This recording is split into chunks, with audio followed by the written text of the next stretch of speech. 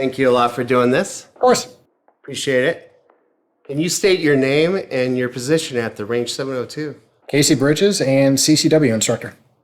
How long have you worked here? About 2 years now. And where are you from? Originally Lake Orean, Michigan. What brought you to Vegas? The heat. The heat, yeah. Michigan's a frozen tundra, so I wanted to be warmer. You went to school in Michigan? For a little bit. Yeah. Did middle school, enlisted, got out of the Army, went back to Michigan, went to college, and then settled here. Did you have a job lined up or? In Michigan? No, in Vegas to move here. Nope. Just came here on a whim. That's what I did too. And it's full of opportunities here, a lot more than, I'm from Alaska, so I understand the Michigan reference. What does it take to become a CCW instructor? Oh, it's fantastic. So you have to be sponsored by one of the nationally accredited training sites. So you have NRA, USCCA, I believe GOA does it too, but I could be wrong, which is Gun Owners of America. So I went the NRA route, which is 4 classes, a total of about 4 weeks, and it was just PowerPoint the entire time. And at the end, you have to take a test, and if you don't pass the test, you don't get your credibility for a license. Are you able to take the test multiple times, or is it just one and done? It's usually multiple times, depending on how much you pay the instructor.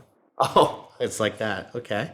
What's the type of people that you get in the classes? Obviously, they want to carry a firearm, but is it usually like middle-aged men, or is it like anything from a teenager to a grandmother? Does it It's vary? a pretty wide variety. I mean, you have to be 21 to take the course. Anybody can take the course, but 21 to actually get the application, unless you're 18 with a valid military ID. Then you can take a CCW course.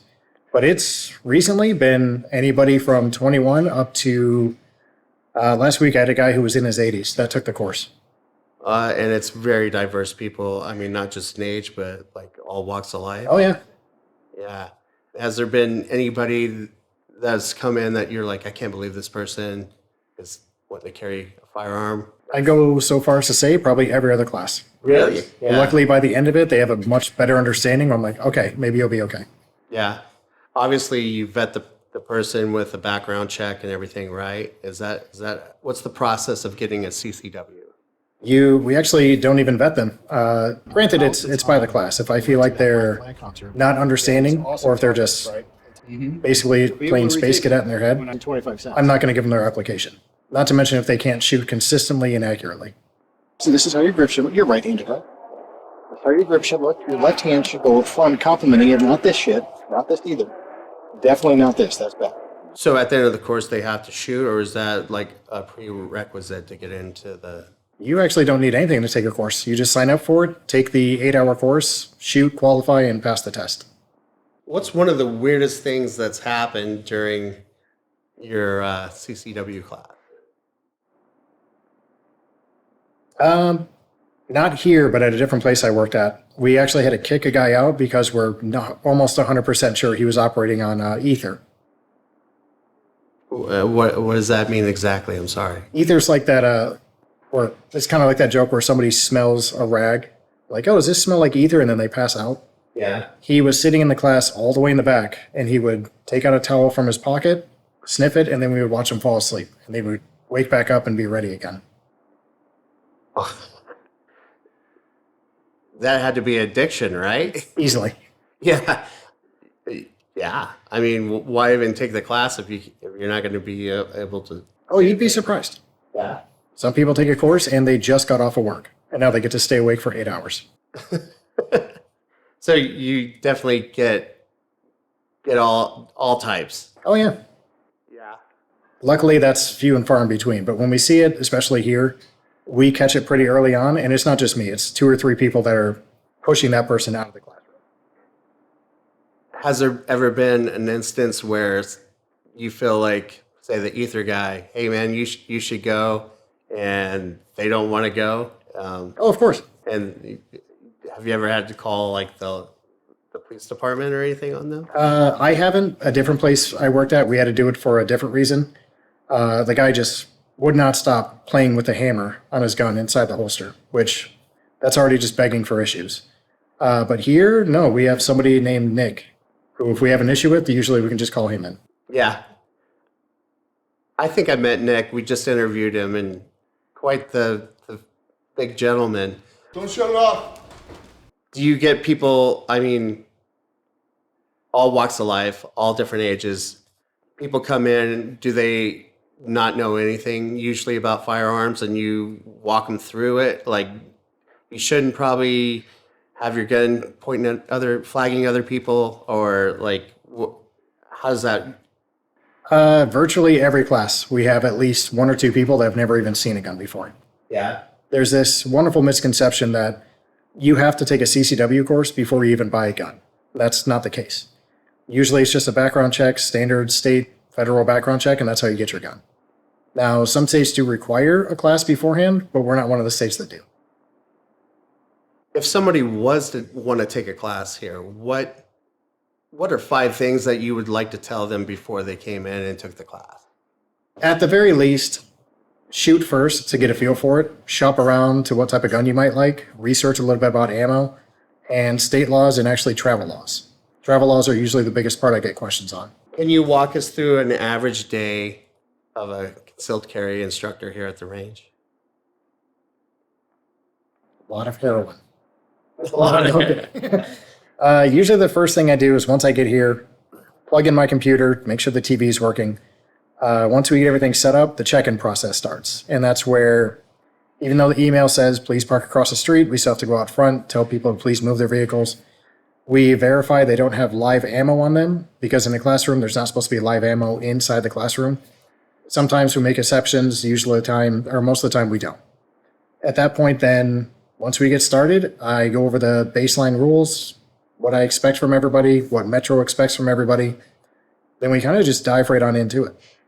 Usually by the end of the class, I have everybody's questions answered.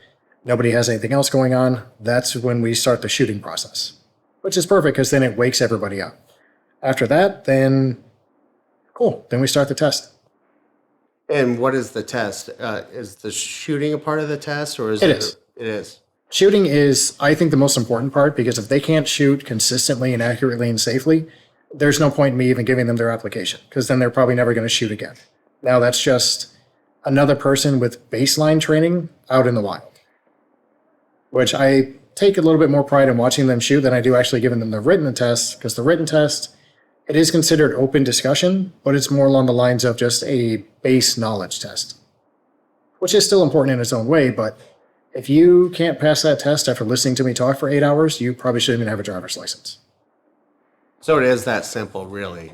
It is, so long as if you're actively paying attention, because I give you virtually every answer to the test. Do you run into a lot of situations where somebody seems like they're great in class and they're getting it, and then when they actually touch the firearm for the first time, like you were saying, that they just freak out and can't do it? That happened today, which all we need to do is just walk her through the process. And I've had people lift up, shoot one time, put the gun down, go right back to the classroom. And they just never want to shoot again. Which, if that's the case, I give them a lot of leeway.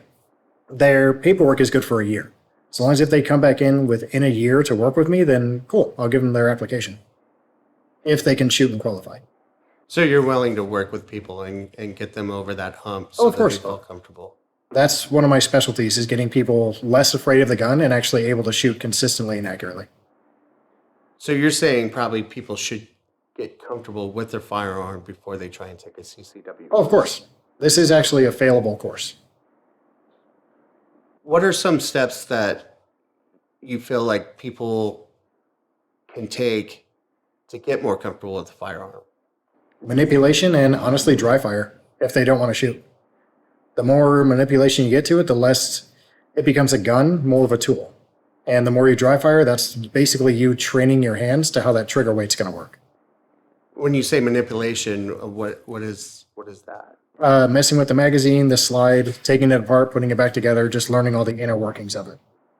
So people should know exactly what they have in their hands from it being a complete system to taking it apart and putting it together and learning how it works. Taking it apart and cleaning it, that's part of being a gun owner. Understood. Overall, how do you feel about working at Range 702? I would probably be a lot less happy working anywhere else. And why is that?